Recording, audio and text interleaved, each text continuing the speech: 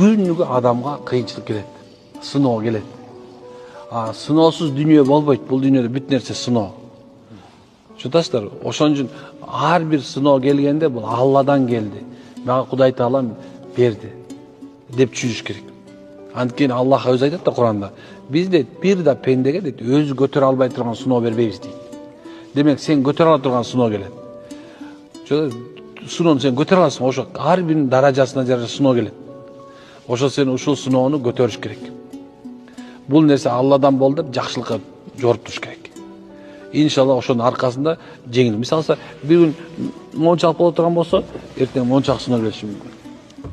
Эртең болсо момундай келиши мүмкүн. Сыноочу адамгачы мүмкүн эмес. Бул сыноо эч качан токтобойт. Адам баласы өлгөнгө чейин болот. Ошон үчүн мен жанатан бери айтып аткан нерсем ушул. Силер спортто жүрүп, ошол нерседен сыноодон чыгып кетүүнүн жолдорунда жүрөсүңөр азыр. Оорчулук келдиби? Келдиң, машалла. Кимдекен ошо менен өзүңдүн стрессиңди чыгар. Жок, деп ошого бекем боло турган бул спорт дагы ошо чоң жардам берет. Чутасызбы? Демек, эч ким сыноодон сыноо мага болбойт деп айтпаш керек. Бүгүн мисалы бирөө жыргап жүрөт да, бирөө мисалы укмуш, курсагы ток, кайгысы жок, машинага которуп жыргап жүрөт го. Карасаң көбүн көрөсүңөр, бомж болуп калган уже.